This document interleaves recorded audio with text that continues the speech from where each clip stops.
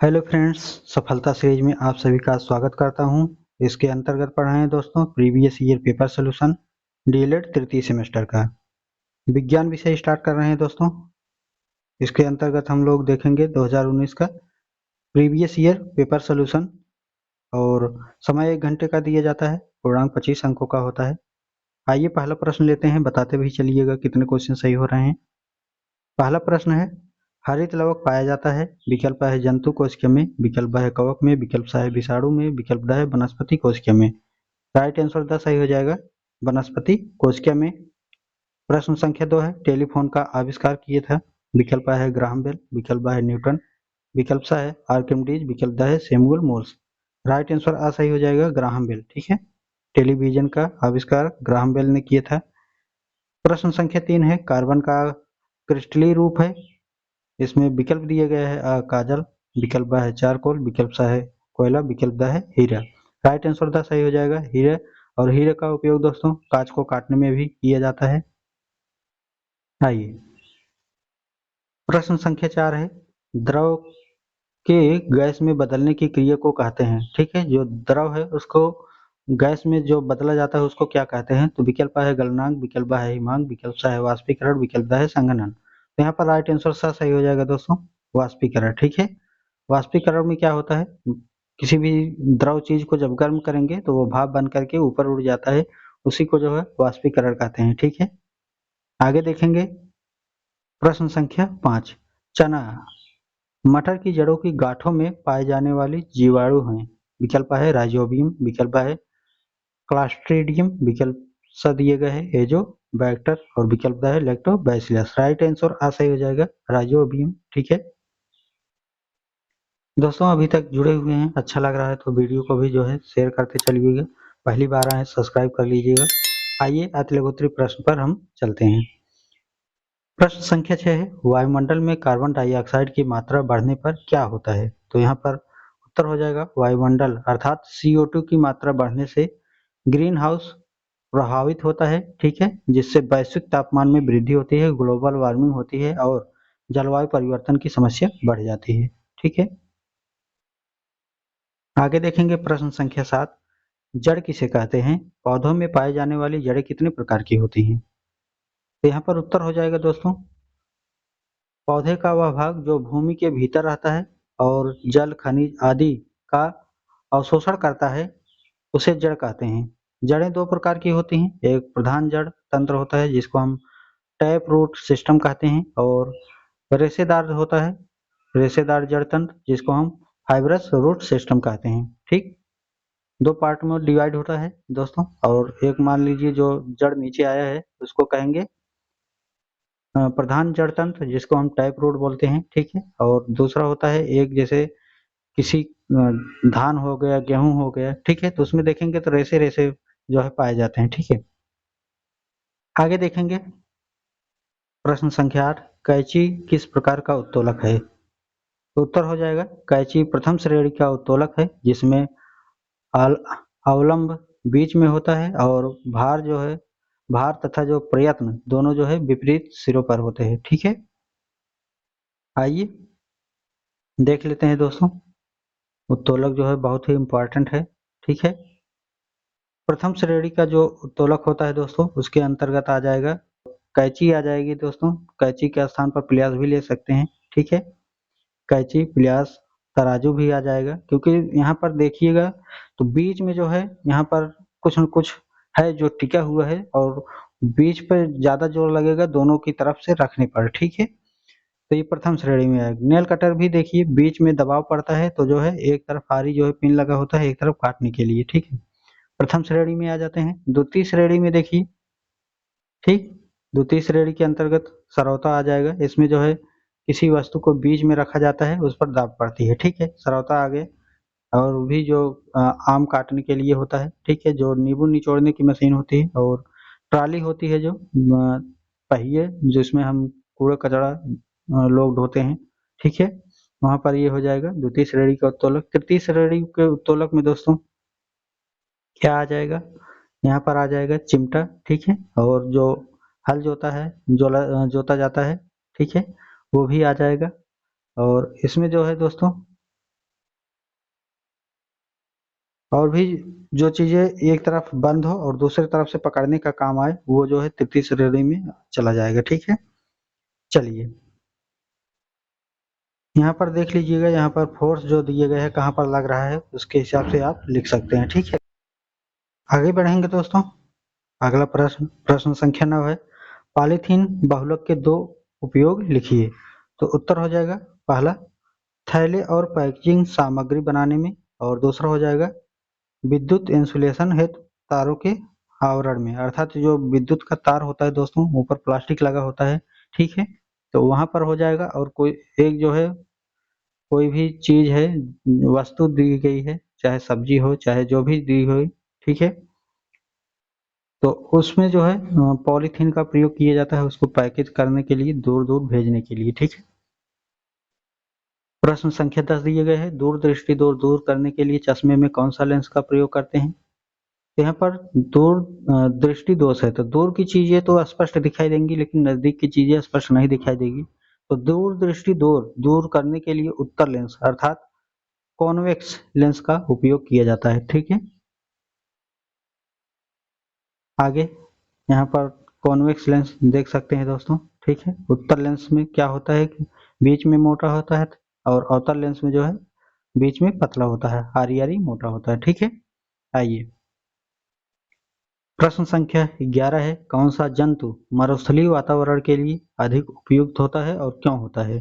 ठीक है, उत्तर हो जाएगा ऊंट मरुस्थलीय वातावरण के लिए उपयुक्त है क्योंकि यह कम पानी में जीवित रह सकता है, उनके शरीर में पानी संचयन की विशेषता होती है और इनके पैर बल पर नहीं धंसते। ठीक, मतलब जो बालू होता है दोस्तों उस पर पैर जो है इनका चौड़ा होने के कारण धंसते नहीं हैं और आसानी से चल सकते हैं। ठीक है, जो कुबड़ होता है जानते हैं उसमें वसा का ज्यादा स्रोत होता है, पानी उसमें ज्यादा होता है ताकि वो जो है कम खाने में और कम पीने में भी जो है उन सर्वाइव कर सकें। ठीक है, अब आइए लघुत्तरी प्रश्न पर चलते हैं और लघुत्तरी प्रश्न प्रश्न संख्या 12 लेते हैं दोस्तों। ठीक है, प्राकृतिक संपदा क्या है, इसके संरक्षण के उपायों को लिखिए। उत्तर हो जाएगा प्राकृतिक संपदा वे संसाधन हैं जो प्राकृतिक से प्राप्त होते हैं जैसे जल, मिट्टी, खनिज, वन, जीव जंतु आदि।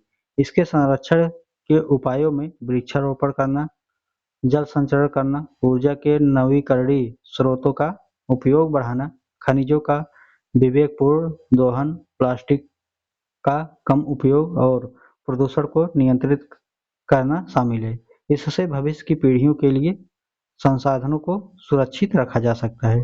ठीक है, अपने मन से भी जोड़ सकते हैं प्राकृतिक संपदा क्या है। ठीक है, जल संरक्षण करना, वृक्षारोपण को लगाना ताकि पर्यावरण सुरक्षित रहे। ठीक है, तो ये सभी जो है अपने मन से भी जो है लिख सकते हैं, कोई भी दिक्कत नहीं होगी। ठीक है, चलिए आगे देखेंगे प्रश्न संख्या 13, ऊष्मा संचरण की कितनी विधियां हैं और किसी एक विधि के बारे में लिखिए। तो उत्तर हो जाएगा ऊष्मा संचरण की 3 विधियां होती हैं जैसे चालन, ठीक, कंडक्शन, और संवहन को जो है कन्वेक्शन बोल सकते हैं, और विकिरण जिसको रेडिएशन बोलते हैं। चालन में ऊष्मा एक स्थान से दूसरे स्थान पर कणों की टक्कर द्वारा स्थानांतरित होती है। जैसे दोस्तों, जैसे धातु की छड़ को गर्म करने पर ऊष्मा छड़ के एक सिरे से दूसरे सिरे तक पहुंच जाना। जैसे लोहा ले लीजिए, आप लोहा लेते होंगे किसी भी चीज को जो दोस्तों डालेंगे जो है आग में, भट्ठी में, तो देखते होंगे जो है वहां पर जहां पर गर्म होता है, गर्म तो किया जाता है वहां पर, लेकिन जो है वो काफी दूर तक जो है हीट हो जाता है। ठीक है, वही है उसमें संचरण। ठीक, आगे प्रश्न संख्या 14 है, प्रतिजैविक दवाएं किसे कहते हैं, इनका क्या उपयोग है। तो उत्तर हो जाएगा वे दवाएं जो जीवाणु और अन्य सूक्ष्मजीवों को नष्ट करने या उनकी वृद्धि को रोकने के लिए उपयोग की जाती है उन्हें प्रतिजैविक, ठीक, कहते हैं। ये मानव स्वास्थ्य में संक्रमणजन्य रोगों के उपचार में सहायता होती है जैसे पेनिसिलिन और टेट्रासाइक्लिन आदि। ठीक है, चलिए आगे बढ़ेंगे दोस्तों प्रश्न संख्या 15 पर, पत्तियों के कार्य क्या है लिखिए। ठीक है, तो उत्तर हो जाएगा पत्तियों का मुख्य कार्य प्रकाश संश्लेषण द्वारा भोजन बनाना है। ठीक है, इसके अलावा वे वाष्पोत्सर्जन द्वारा पानी का संतुलन बनाए रखती हैं, गैसों का आदान प्रदान करती हैं और कुछ पौधों में संरक्षण और संशोधन जैसे कार्य भी करती हैं। ठीक है, तो जो पत्तियां होती हैं दोस्तों उनमें छोटा छोटा छिद्र होता है, उसके माध्यम से जो है जो प्रकाश आती है सूर्य से वहां पर जो है भोजन बनाने का कार्य करते हैं। ठीक है, आगे देखेंगे प्रश्न संख्या 16, प्रकाश के अपवर्तन के नियम लिखिए। तो प्रकाश के अपवर्तन पहला नियम क्या हो जाएगा दोस्तों, आपतन किरण आपतन बिंदु पर अभिलंब और अपरिवर्तित किरण सभी एक ही तल पे होते हैं। ठीक, समझ में आया, आपतन किरण आपतन बिंदु अभिलंब और परिवर्तित किरण सभी जो है एक ही तल पर होती हैं। और दूसरा पॉइंट देखिएगा, विभिन्न माध्यमों में आपतन कोण अपवर्तन कोण के साइन का अनुपात एक स्थिरांक होता है जिसे स्नेल का नियम भी कहते हैं। ठीक है, तो आइए देख लेते हैं यहाँ पर क्या है। यहाँ पर दोस्तों पॉलिश नहीं किया गया है। ठीक है, एक अगर कांच ले लें पॉलिश ना किया जाए, या तो ऊपर देखिए विरल माध्यम लिया गया है। विरल मतलब क्या हो जाएगा, जहाँ पर ज्यादा जो है टकराव ना हो, और नीचे जो है सघन माध्यम ले लिया गया है, जैसे पानी हो गया और कोई चीज हो गया, वायु हो गया, यहाँ पर निर्यात हो गया ऊपर, नीचे वायु हो गई। ठीक है, तो यहाँ पर कहने का मतलब ये है दोस्तों, जैसे ही आपतित किरण मतलब जो किरण है आप इस पर डालेंगे, ठीक है, आप इस पर किरण को अगर रखते हैं, ठीक है, तो ये जो है अगर मान लेते हैं पॉलिश भी कर दिया जाता है, तो पॉलिश करेंगे तो जैसे ही ये यहाँ पर किरण आएगी एक, और ये जो है वापस टकरा करके वापस चली जाएगी। तो यही आई जो है दोस्तों, जो आई है आपतित किरण और अ, आपतित किरण और परिवर्तित किरण इसको बोल सकते हैं, परिवर्तित किरण। तो यहाँ पर जो है आई है तो यहाँ पर आर हो जाएगा। ठीक है, आई इक्वल टू आर हमेशा होता है। ठीक है, आइए प्रश्न संख्या 17 पर चलते हैं। उत्तल दर्पण के द्वारा किस प्रकार का प्रतिबिंब बनता है। तो उत्तल दर्पण द्वारा हमेशा जो है आभासी, सीधा और वस्तु छोटा प्रतिबिंब बनता है जो दर्पण के पीछे बनता है। ठीक है, तो ये हमने उत्तल दर्पण का जो प्रतिबिंब बना है दोस्तों इसमें देख सकते हैं। ठीक है, तो इसमें जो है दोस्तों उत्तल दर्पण है, और जानते हैं दोस्तों जो सी होता है उसका आधा जो है एफ होता है, अर्थात फोकस होता है। सी मतलब केंद्र हो जाता है, और जो है उत्तल दर्पण के पीछे जो है यहाँ पर दर्पण रखा जाता है, जानते ही दोस्तों, और इसके पीछे जो है पॉलिश कर दिया जाता है। ठीक है, पॉलिश करने के बाद दोस्तों इसको अगर बी माने हैं कहीं भी हम इसको वस्तु को रखते हैं, और यहाँ पर देखिए वस्तु को जब हम सीधे टकराएंगे तो ये जो है वापस मुड़ करके चली जाएगी। ठीक है, अभी ये वापस चली जा रही, लेकिन यहाँ पर हमको दोस्तों ये जो है फोकस पर आकर के मिलेगी। ठीक है, तो यहाँ पर जो है सीधे यहाँ पर आएगी, और इस प्रकार से जो है आभासी बनेगी, न कि जो है वास्तविक प्रतिबिंब बनेगी, क्योंकि वास्तविक तो लौट जा रही है। ठीक है, आगे देखेंगे, अगला प्रश्न पर चलते हैं, समझ में आया होगा। ठीक है, इसलिए दोस्तों क्या बनेगी, ये सीधा आभासी और छोटा प्रतिबिंब बन जाएगा। ठीक है, प्रश्न संख्या 18 है, सूक्ष्म जीवों की उपयोगिता लिखिए। ठीक है, तो उत्तर हो जाएगा सूक्ष्म जीव अनेक कार्यों में उपयोगी हैं, जैसे मृदा की उर्वरता बढ़ाने में, अपघटन द्वारा कार्बनिक पदार्थों को मिट्टी में वापस मिलाने में, दही पनीर शराब बनाने में, औषधियों जैसे एंटीबायोटिक के निर्माण में, और जैविक प्रौद्योगिकी में। इसके अलावा अपशिष्ट पदार्थ के निस्तारण और पर्यावरण की सफाई में भी ये सहायक हैं। ठीक है दोस्तों, ये था 2019 का साइंस विषय थर्ड सेमेस्टर का प्रीवियस ईयर पेपर सोल्यूशन पूरा।